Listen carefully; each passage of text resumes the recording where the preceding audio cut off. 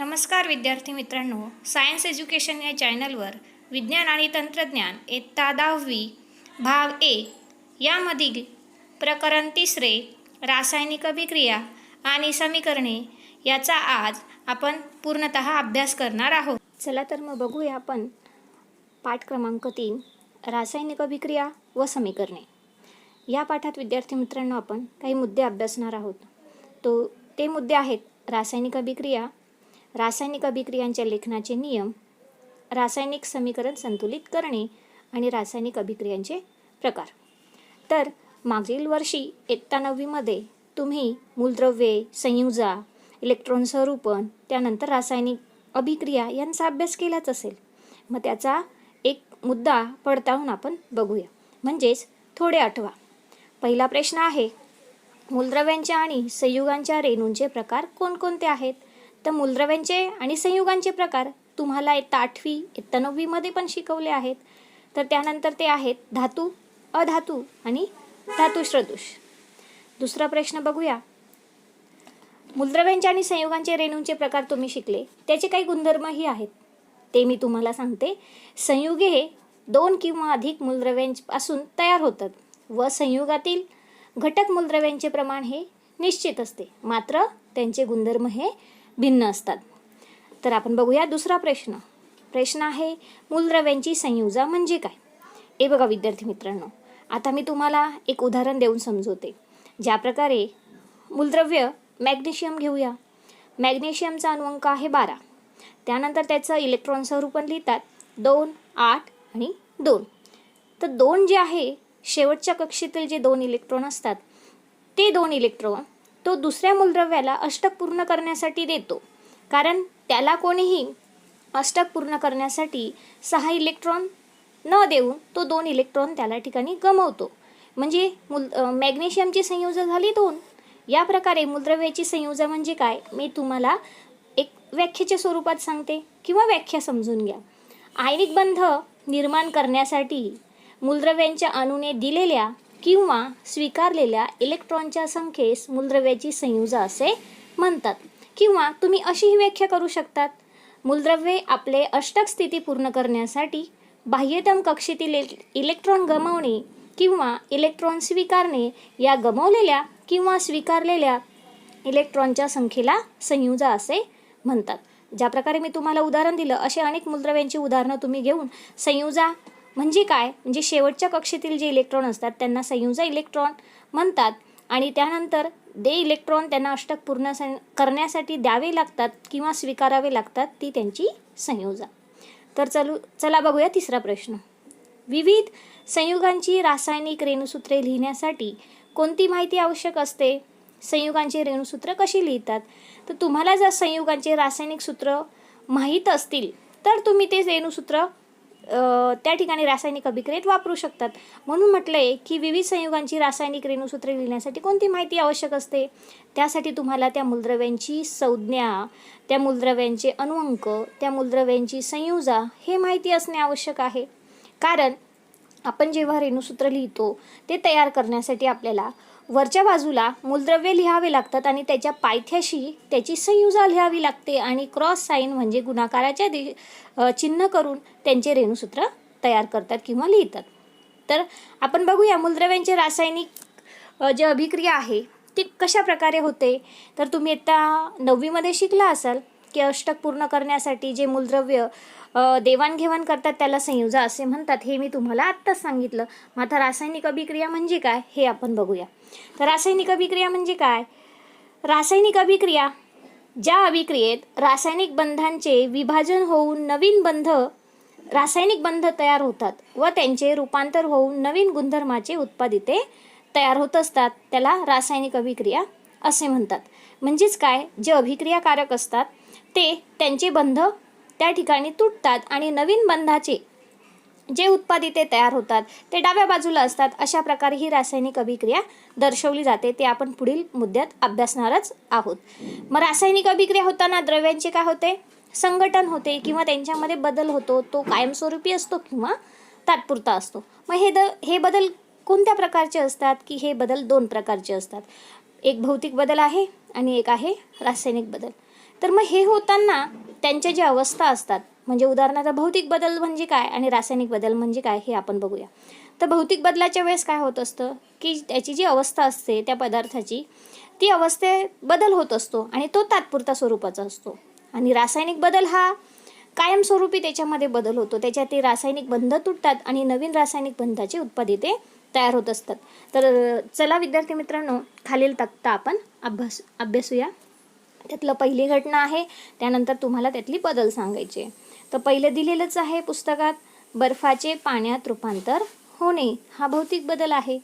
त्यानंतर अन्न शिजवणे हा रासायनिक बदल आहे. फळ परिपक्व होणे, आता फळ परिपक्व होताना काय होत असतं तर त्यामध्ये वनस्पती आपले अन्न तयार करत असते, म्हणजे ती एक रासायनिक अभिक्रिया आहे, तर तो आहे रासायनिक बदल.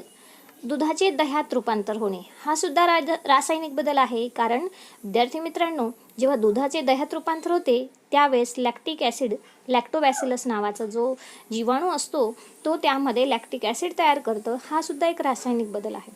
पाण्याचे बाष्पीभवन होणे, अगदी बरोबर, याचे सुद्धा अवस्थांतर होते, पण ते केव्हा की जेव्हा त्याला आपण उष्णता देतो पाण्याला तेव्हा त्याचे बाष्पीभवन होते. हा कुठला बदल आहे? अगदी बरोबर, तो भौतिक बदल आहे. आपण त्यामध्ये कुठलंही रसायन टाकत नाही, म्हणून तो आहे भौतिक बदल.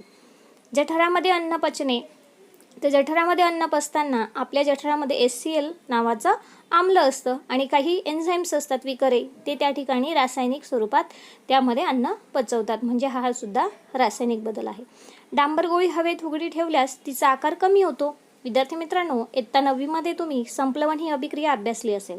मग त्याच अभिक्रियेमध्ये सुद्धा डांबर गोळी जी असते तिचा आकार हळूहळू कमी होतो, म्हणजेच काय होत असतं की तिचं संप्लवन होतं. म्हणजेच याचा अर्थ आहे स्थायू स्वरूपातून तिचं रूपांतर डायरेक्टली कुठे होत असतं? वायुरूपात होत असतं. हा एक प्रकारचा रासायनिक बदल आहे. शहाबादी फरशीवर कडप्प्याच्या लिंबाच्या रसाचे डाग पडणे, त्या कडप्पा जो असतो तुम्ही बघितलं असेल, आपण जेव्हा लिंबू सरबत बनवतो त्यावेळेस जर लिंबाचा थेंब जरी फरशीवर पडला तर फसफसण्यासारखं तुम्हाला त्या ठिकाणी दिसत असतं, म्हणजेच त्या ठिकाणी रासायनिक अभिक्रिया होत असते. कारण तुम्हाला माहिती आहे की लिंबाच्या रसामध्ये सायट्रिक आम्ल हे त्या ठिकाणी असतं आणि त्याच्यामध्ये होतो तो रासायनिक बदल. 9वा बघूया, उंचीवरून पडून काचेची वस्तू फुटणे. अगदी बरोबर, तुम्ही लगेच ओळखू शकता की हा भौतिक बदल आहे, याच्यात कुठलंही रसायन नसतं. तर पुढे बघूया आपण, करून पहा, म्हणजे तुम्हाला रासायनिक अभिक्रिया शिकायचीच आहे. मग ते आपण पहिली अभ्यासूया, ती म्हणजे अगदी सोपी आहे. त्यात दिलेलं आहे साहित्य, तापमापी, बाष्पन पात्र, तिवई, नरसाळे, परीक्षा नळ्या, बेन्सन बर्नर इत्यादी. मग रासायनिक पदार्थही दिलेले आहेत. चुनखळीचे चूर्ण, copper sulphate, calcium chloride, potassium chromate, जस्ताची पूड, सोडियम कार्बोनेट आणि थॅलिक अनहायड्राइड्स इत्यादी. मग आपण पुढील कृती बघूया की त्यामध्ये कुठल्या अभिक्रिया झालेल्या आहेत आणि त्याचे उत्तरही आपण जाणून घेऊया. पहिलं आहे, बाष्पन पात्रामध्ये 1 चमचा चुनखळी म्हणजे कॅल्शियम कार्बोनेटची चूर्ण घ्या आणि त्याला मोठ्या निळ्या ज्योतीने भरपूर उष्णता द्या. काय होईल बरं, सांगू शकता कोणी? बरं, मी सांगते. चुनखळी म्हणजेच काय? Calcium carbonate. आता बघा, यामध्ये काय होणार आहे की त्या बाष्पन पात्रामध्ये जर टाकलं तर त्या चुनखळीची त्या ठिकाणी कॅल्शियम कार्बोनेटमधला जो कार्बन डायऑक्साईड असतो म्हणजे CO2, तर तुम्हाला माहिती आहे की CO3 मधला जर CO2 निघून गेला तर तिथे फक्त 1 ऑक्सिजन उरणार आहे, म्हणजे कॅल्शियम ऑक्साईड तिथे शिल्लक राहील, तो असेल तुमचा उत्पादिते आणि कार्बन डायऑक्साईड हा त्या ठिकाणी बाहेर निघून जाईल. म्हणजे ही एक प्रकारची रासायनिक अभिक्रिया झालेली आहे. तर काय झालं, यातून बंध तुटले आणि नवीन एक उत्पादिते तयार झाला. दुसरी अभिक्रिया बघूया, ती म्हणजे आहे कॉपर सल्फेट, CuSO4. द्रावणात जर आपण जस्ताची पूड घातली तर काय असू शकतं की या ठिकाणी काय होईल, कॉपर हा काय आहे, कमी अभिक्रियाशील आहे आणि जस्त म्हणजे झिंक आहे, जस्ताची पूड ही जास्त अभिक्रियाशील आहे. तर मग झिंक कॉपरची जागा घेतो आणि झिंक सल्फेट तयार होत असतो. तिसरी अभिक्रिया बघूया, त्या ठिकाणी मी तुम्हाला दर्शवते की अभिक्रिया कशी. या बघा, की या ठिकाणी तुम्हाला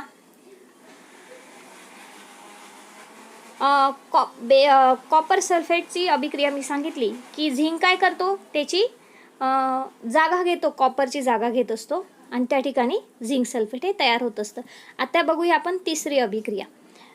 त्या तिसऱ्या अभिक्रियेमध्ये बेरियम सल्फेट, द्रावणात पोटॅशियम क्रोमेटचे द्रावण घाला आता इथे काय होऊ शकतं, ही अभिक्रिया तुम्हाला पुन्हा दिलेली आहे विद्यार्थी मित्रांनो. ज्या ठिकाणी तुम्ही अभिक्रियेचे प्रकार शिकाल त्या ठिकाणी तुम्हाला ही अभिक्रिया करायला सांगितलेली आहे. जसं मी आत्ता म्हटली की झिंक हा कॉपरची जागा घेत असतो, तसंच तुम्ही ठरवा बरं की काय होऊ शकेल यामध्ये.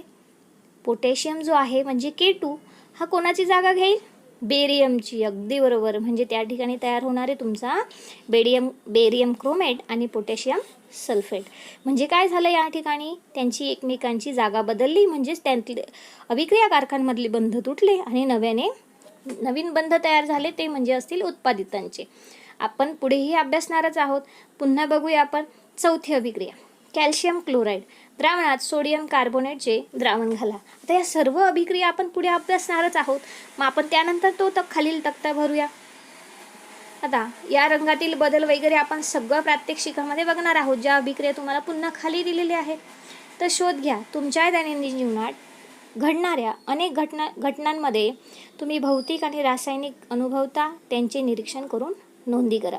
हे बघा, घरात सुद्धा अनेक आपण नकळत आपल्या घरांमध्ये भौतिक बदल होत असतात, रासायनिक बदल होत असतात. आईच्या मदतीने तुम्ही ह्या निरीक्षणांची नोंद करू शकता. आता तुम्हाला एक लक्षात आलं असेल की ह्या रासायनिक अभिक्रिया होताना ते आपोआपच होतात का? तर नाही. त्या रासायनिक अभिक्रिया होत असताना त्याला तापमान, दाब आणि यासारखे अनेक जे घटक असतात ते सुद्धा कारणीभूत असतात. ज्याप्रमाणे आपल्या जठरामध्ये अन्नपचन होतं, त्या ठिकाणी विकर असतात. विकर म्हणजे एन्झाईम्स, जे तुम्हाला मी मागील पाठात शिकवलेले आहे की ते सुद्धा त्या ठिकाणी ते जे अन्नाचे तुकडे असतात त्यांचे तुकडे करण्यासाठी, पचवण्यासाठी त्याला मदत करत असतात. म्हणजे ती एक प्रकारची अभिक्रिया झाली. तर चला अभ्यासूया आपण भौतिक बदल आणि रासायनिक बदलामधला फरक. तर भौतिक बदल हा जो असतो हा प्रत्यावर्ती असतो. भौतिक बदलामध्ये द्रव्याचे संघटन आहे तसेच राहते. जसं उदाहरणार्थ तुम्ही 8वीमध्ये पण शिकला असाल, बर्फ तापवल्यावर त्याचे पाण्यात रूपांतर होते आणि ते पाणी तुम्ही जर पुन्हा तापवलं तर त्यामध्ये त्याचे वायूत रूपांतर होते. अशा प्रकारे त्या पदार्थाचे अवस्थांतर होत असते. आणि समजा तेच पाणी जर तुम्ही पुन्हा शीत कपाटात ठेवले, म्हणजे रेफ्रिजरेटरमध्ये ठेवले, तर त्याचं पुन्हा बर्फात रूपांतर होते. एखाद्या प्रक्रियेत द्रवाचे संघटन बदलते तर त्याला रासायनिक बदल असे म्हणतात. म्हणजे मी तुम्हाला आता मगाशी सांगितलं की भौतिक बदलामध्ये जे बदल होतात ते तात्पुरत्या स्वरूपाचे असतात, पण रासायनिक बदलामध्ये जे बदल होतात ते कायमस्वरूपी असतात. म्हणजेच काय की अभिक्रिया कारकांपासून जे उत्पादिते तयार होतात ते पुन्हा अभिक्रियाकारक बनत नाही, कारण त्यांच्यामध्ये जो बदल झालेला असतो तो कायमस्वरूपी झालेला असतो. जसं पाण्याचे द्रवात रूपांतर होते, द्रवाचे वाफेत रूपांतर होते, आणि त्या वाफेचं पुन्हा जर थंड केलं तर पाण्यात रूपांतर होते. हा एक भौतिक बदल झाला. असं रासायनिक अभिक्रियेत होत नाही. मग आपण जेव्हा एखादी प्रक्रिया किंवा घटना म्हणजे रासायनिक बदल आहे असं आपण जेव्हा म्हणतो, तर त्या द्रवात काही रासायनिक अभिक्रिया घडलेल्या असतात. तर रासायनिक अभिक्रिया म्हणजे काय? अशी प्रक्रिया असते की जी घडताना काही पदार्थातील रासायनिक बंधांचे विभाजन होऊन नवीन रासायनिक बंध तयार होतात व त्या पदार्थांचे रूपांतर नवीन पदार्थांमध्ये होत असते. जे पदार्थ बंध विभाजनाद्वारे रासायनिक अभिक्रियेत सहभागी होतात त्यांना अभिक्रियाकारक म्हणतात, म्हणजे किंवा अभिकारक असे म्हणतात. आता बघा विद्यार्थी मित्रांनो, आपण ज्या रासायनिक अभिक्रिया अभ्यासणार आहोत त्यामध्ये तुम्हाला दिलेलंच आहे की मी तुम्हाला रासायनिक अभिक्रियेची आता व्याख्याही सांगितली. अगदी सोप्या शब्दात अजून सांगते बघा. जेव्हा रासायनिक अभिक्रिया होत असते तेव्हा डाव्या बाजूला अभिक्रियाकारक असतात. त्या अभिक्रियाकारकांमध्ये त्या ठिकाणी त्या संयुगांमधला जो बंध असतो त्या बंधांचे विभाजन होते, ते रासायनिक बंध तुटतात आणि नवीन अशा पदार्थामध्ये त्याचं रूपांतर होतं, ते म्हणजे उत्पादिते असतात. ही पूर्ण प्रक्रिया कसली आहे? रासायनिक अभिक्रियेची आहे. हे पदार्थ जे बंध विभाजनाद्वारे रासायनिक अभिक्रियेत सहभागी होतात त्यांना अभिक्रियाकारक किंवा अभिकारक असे म्हणतात. तर रासायनिक अभिक्रियेत परिणाम म्हणून नवीन बंध तयार होऊन जे पदार्थ नव्याने तयार होतात त्यांना उत्पादिते म्हणतात. आता उदाहरणार्थ त्यांनी दिलंय बघा. आता समजा तुम्ही चूल पेटवली असेल तर तुम्ही बघितलंच असेल, तर त्या लाकडापासून कोळसा तयार होतो, बरोबर की नाही?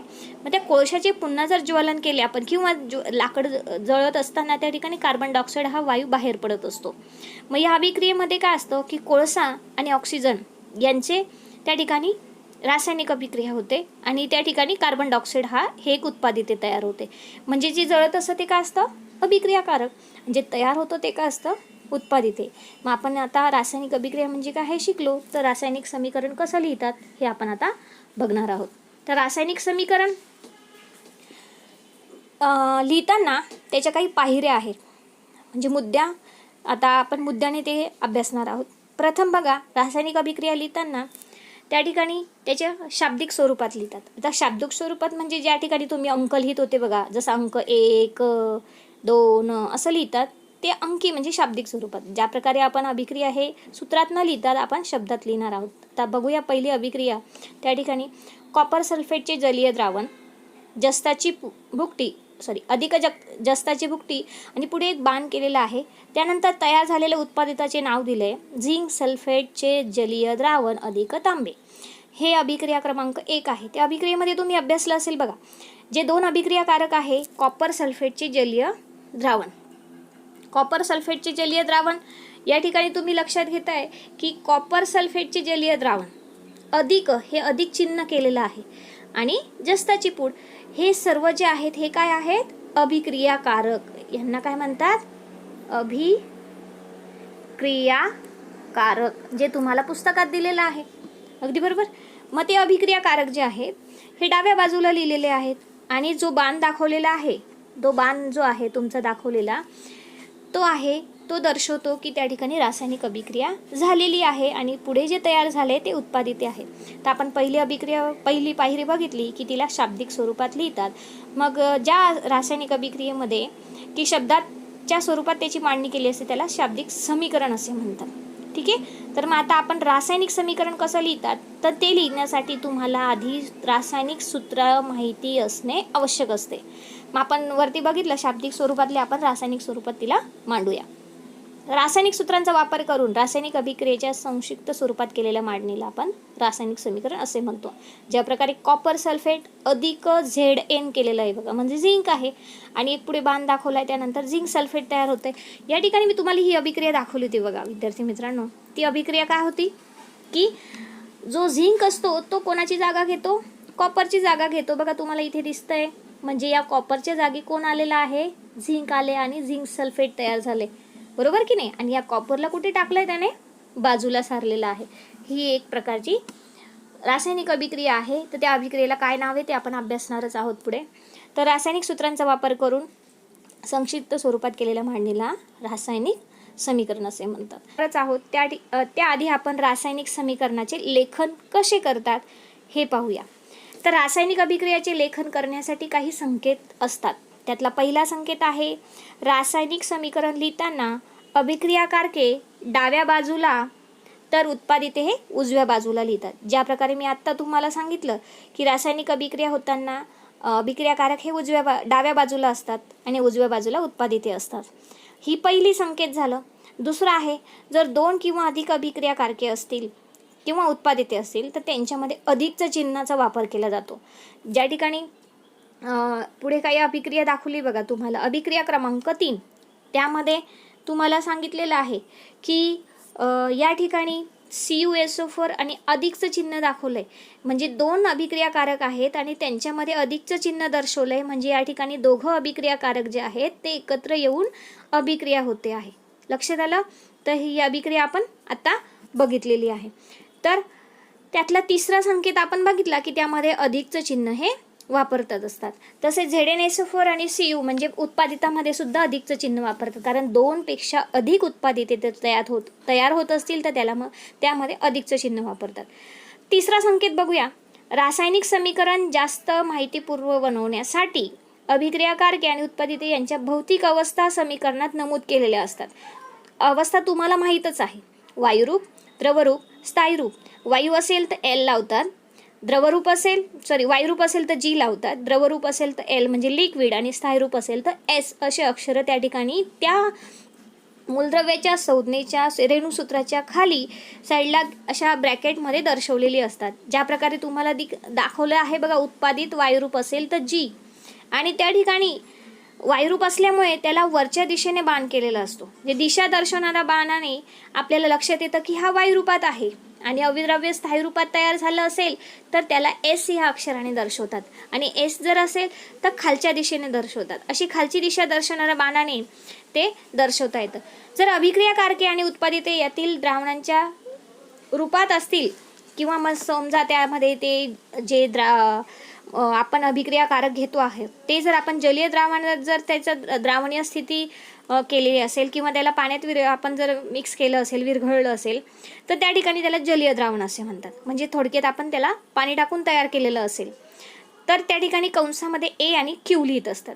तर त्या जलीय द्रावणाची अवस्था त्या ठिकाणी दर्शवली जाते. म्हणजे अगदी चांगल्या प्रकारे जर रासायनिक अभिक्रिया दर्शवायची असेल तर या ठिकाणी ह्या स्थायी रूप, द्रवरूप आणि वायुरूप या अवस्थां त्या ठिकाणी लिहिल्या जातात. ज्या प्रकारे समीकरण क्रमांक 3 बघा, CuSO4 ॲक्वियस दाखवलंय, म्हणजे त्या ठिकाणी जी अभिक्रिया आहे ती अभिक्रिया CuSO4 हा जलीय द्रावणात आहे, अधिक झिंक म्हणजे हा स्थायी रूपात आहे, ठिकाणी एस दर्शवला आहे आणि बाण दर्शवलाय. बाणाचा अर्थ आहे की ही अभिक्रिया पूर्ण होऊन त्या ठिकाणी पुढचे उत्पादिते तयार होतोय. ते उत्पादिते आहे ZnSO4, तो सुद्धा ॲक्वियस आहे. ॲक्वियस म्हणजे तो सुद्धा पाण्याच्या स्वरूपात पाणी जलीय द्रावणात तयार झालेला आहे. आणि Cu म्हणजे तांबे, हा सुद्धा स्थायी स्वरूपात आहे.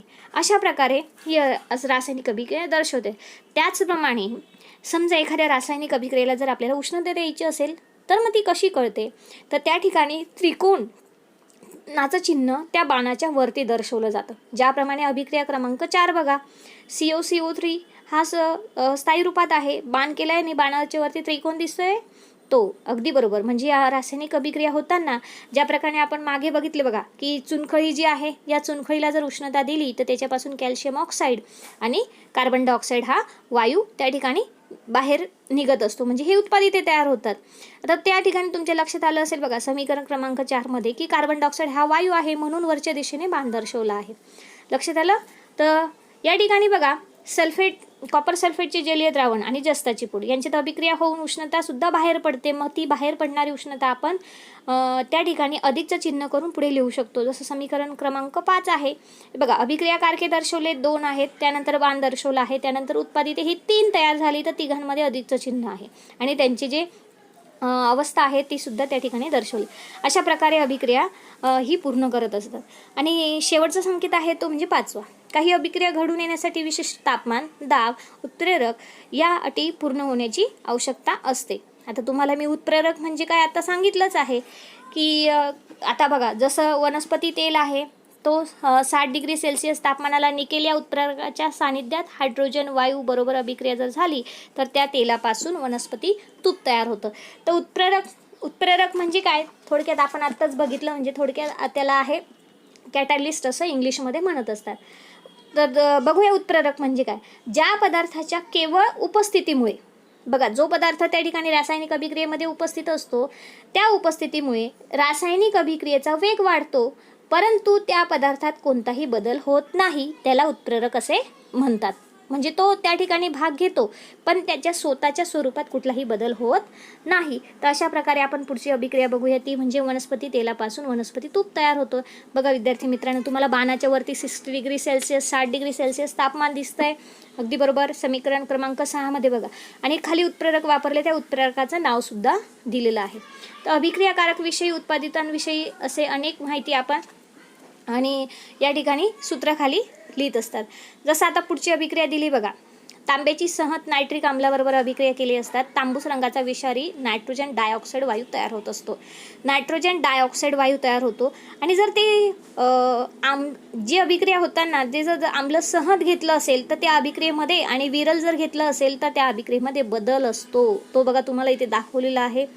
कॉपरची खालची अभिक्रिया आहे की पुन्हा त्या तांब्याचं जर आपण विरल नायट्रिक आम्लाबरोबर अभिक्रिया केली तर मात्र नायट्रिक ऑक्साईड तयार होतो. म्हणजे या अभिक्रियेमध्ये मी तुम्हाला दर्शवते की काय बदल आहे दिलेला. तो बदल आहे बघा, इथे जे नायट्रोजन डायऑक्साईड तयार होतं केव्हा, जेव्हा आम्ल सहत घेतलं असेल. आणि दुसरी अभिक्रिया आहे त्याच तांब्याची अभिक्रिया जर आपण विरल नायट्रिक आम्लाबरोबर केली तर त्या ठिकाणी नायट्रिक ऑक्साईड वायू तयार होतो. अशा प्रकारे विरल आणि सहन या आम्लाचा त्या अभिक्रियेवर सुद्धा एक प्रकारे परिणाम दिसून येतो आहे, बरोबर. तर आपण पुढे बघूया की एक तुम्हाला अभिक्रिया दाखवलेली आहे. त्या अभिक्रियेमध्ये साहित्य आहे परीक्षा नळी, शंकुपात्र, तराजू आणि जे रासायनिक पदार्थ आहेत ते म्हणजे सोडियम क्लोराईड, सिल्वर नायट्रेट यांची द्रावणे. मग सोडियम क्लोराईडचे द्रावण घेतलं आहे शंकुपात्रात आणि सिल्वर नायट्रेटचे द्रावण घेतलं आहे परीक्षा नळीत. जे तुम्ही आता इथे डायग्राम बघताय बघा, की इथे तुम्हाला शंकुपात्र दिसतंय, ते शंकुपात्रात आहे तुमचं सोडियम क्लोराईड आणि सिल्वर नायट्रेट आहे तुमचे परीक्षा नळीमध्ये.